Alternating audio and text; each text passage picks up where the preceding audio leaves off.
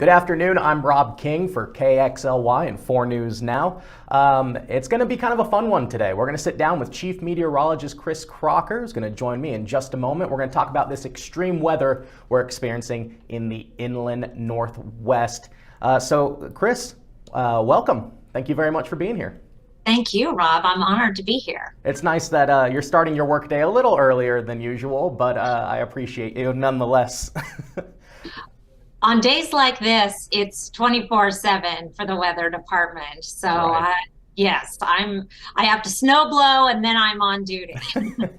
So let's just start simple. What is the forecast for the rest of the week?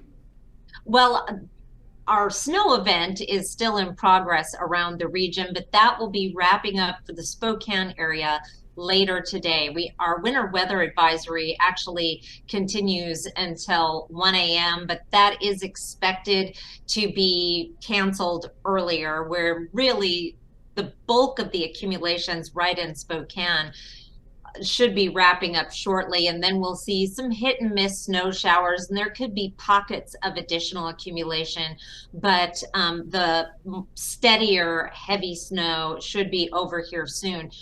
It is a winter storm warning over in Coeur d'Alene that is also expected to be it currently expires at 1 a.m. and may be canceled earlier than that, but they'll hold on to the heavier snow a little bit longer. Roads are very, very treacherous right now as it's light, fluffy, very dry snow. Can be good news in terms of snow blowing and getting it off the roads.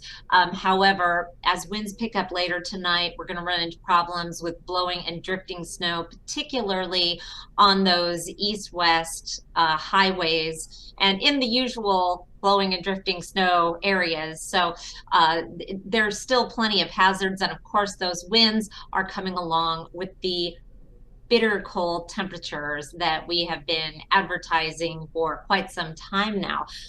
Rob, we're going to be headed down to an overnight low tonight in the single digits below zero. And it's not unusual to have some temperatures below zero. I know you're coming from California. Yeah, I'm a little nervous.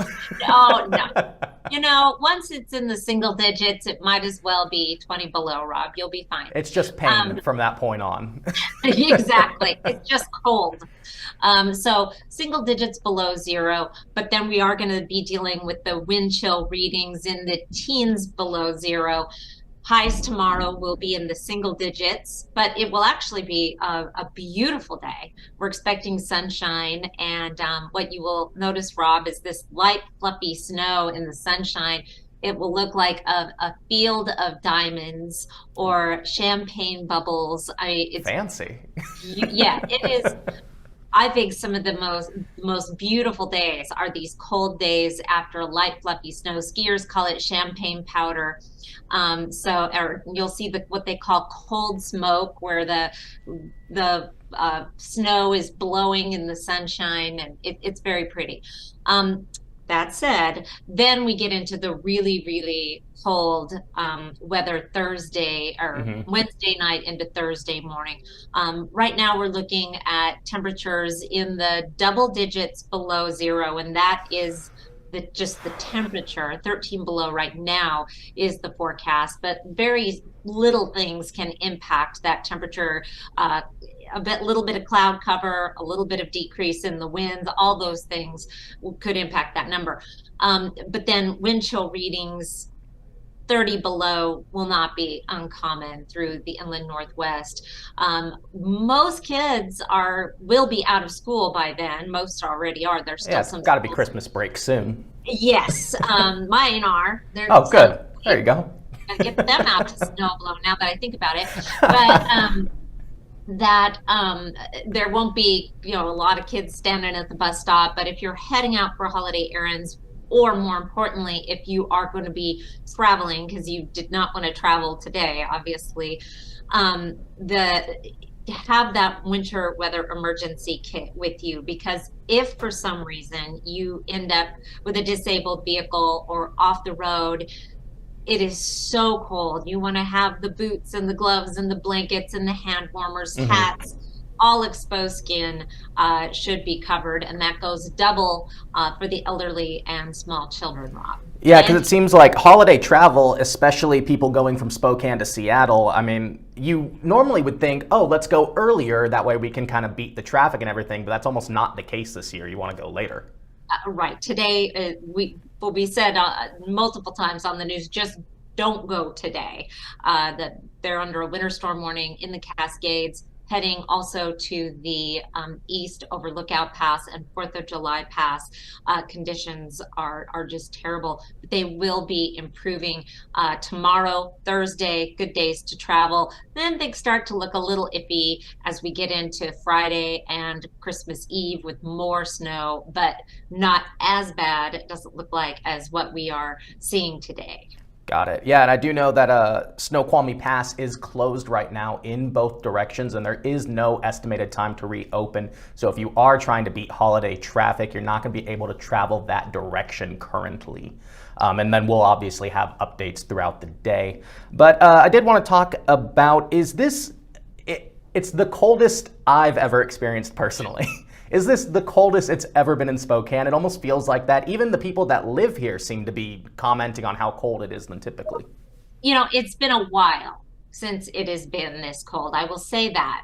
But if you look at our records for December and particularly January, you will see that it is far from unprecedented to be this cold. It's just been a while since it's been this cold. I'm just going to look up and do a quick check here. No, take your time. Well, for instance, our 13 below is what the forecast is right now for Thursday would not be the record for that day. Our all-time record low, and we hit it on a couple of different dates, is, just looking here. No, that's not it. Bear with me, Rob. I just want to make sure I get this right because my memory isn't as good as it used to be. Yeah, no problem. Okay, our all-time record low was set on January 15th and again on January 16th, 1888, and it was 30 below. And yes. And 1888 was a bad winter. We have a lot of records from 1888. But and again, that was January, and that's where most of our records for January are extremely cold. But we have also been in just bring December back up here. Our coldest for December is 25 below back in 1968, which was a big year for snow. 68 was a terrible snow year too. Not terrible or great, sure, depending on your outlook. A lot of people loved it, but that was the winter that old timers tell me that the snow was so deep that people tied ribbons on the antennas of their cars so that you could see where the cars were coming around the giant berms of snow. Oh my gosh. That snow was piled up so high. I think why even leave the house at that point? Shut down the city. And that was partly due to the deep snow, but partly due to 1960s technology, snow removal. I think our snow plows and our I don't think the defrosters were as good then either. No, they certainly were not. And the snow tires, I know, were not good. We all had chains. So it's unseasonably cold. Is it going to get colder as we kind of progress further into winter? I don't think winter starts until technically tomorrow, but it's today the 21st? Oh no, today's the 20th. So is January and February, should we expect it to get worse if it's already this cold? You know, that is, Ron, this latest forecast has been so difficult to nail down, just like a week out and then a few days out, sure, that I would be very nervous about making any assumptions about January and February. I will look at the latest forecast from the climate prediction real quick. But like I say, when you can't get our computer models have been unusually in lack of agreement. There's been a Sure. lack of consensus that is unusual. Yeah, I know our own Matt Gray did a story on it not too long ago that was is pretty comprehensive of why you're seeing so many differentiating forecasts coming up. Right. And so I haven't even dared to look at the January forecast. But I January, guess kind of typically for Spokane, is the coldest months are January, February, or? yes, no, February not. End of December into early to mid-January. That is typically our coldest time of year. Now we can certainly have tremendous cold snaps in February and even into March. The last time we were below zero in Spokane was 2019, March.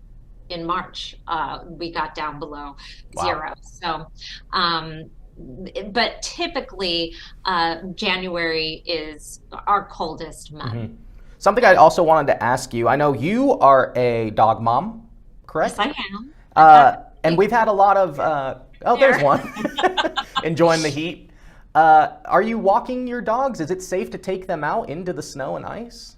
I think that is really something where you need to, unique to your own dog. There are so many different breeds, and for instance, I've had Newfoundlands and Leonbergers. They think below zero temperatures are the greatest thing ever. Yeah. I have a lab. They're from Labrador. They're cold weather dogs. Right. And so if they listen to your dog, but also once it gets down below zero, maybe a quick trip out to go to the bathroom, quick trip in. If they want to stay out, just watch them. And, if you have a Chihuahua, then no. Yeah, a couple inches will bury. You'd have to put a ribbon to the dog's tail, see where it is. I have shaggy dogs who love the cold. We watch them carefully, and if they want to come in, they have sweaters on, and more for looks than warmth. I'm jealous. And watch their little pads on the cold, but usually they'll signal to you if they are uncomfortable, and certainly don't leave them out alone if you're not watching them to make sure that they are okay. Definitely. I'm not a vet. No, so consult your vet if you do have questions. Yes. Kris, is there anything else you want to add? Anything that people should really be wary for as we're heading into these next couple of days? There is just one other thing that we're kind of looking at and this kind of goes back and forth. Another thing that's been a little bit tricky is the possibility anytime, Rob, that we have these real cold outbursts. Oh gosh, one of my dogs is now snoring. I don't know if you can hear that. I can't hear it, so it's all right. Whenever we have these big cold outbursts, that transition between Arctic air and a more coast, a westerly flow, and we're bringing in warm, wet air, there could be a period of freezing rain where the cold air is trapped and the warm, moist air overrides it. And we're looking at that transition sometime around Christmas Eve or Christmas Day. So freezing rain could put a damper on some travel plans on Christmas Eve and Christmas Day. We're still dialing in on that forecast. So download the 4 News Now First Alert weather app. Make sure you check in with us on TV or online for updates before you make your travel plans to come home late into the weekend, because there could be some windows where we have some difficulty, and there's also the potential for more serious ice accumulation in pockets, but we will, too soon to tell on that, but we'll be looking at that potential for some tree damage. Not an ice storm that we see on the horizon, but definitely the kind of weather that as you're getting wrapped up in your holiday festivities, you still want to keep the weather app with you or check in on TV once in a while to make sure that you're up to date on any emergency weather information. Awesome. Well, 4 News Now Chief Meteorologist Kris Crocker, thank you so much. That was fun. Thank you, Rob, and welcome to Spokane. Thank you. I'm certainly experiencing it. And then I guess I'll see you in a couple hours when you come in. Yes, you will. I'll be in San soon. Awesome. Thanks, Bye. Kris. Bye-bye.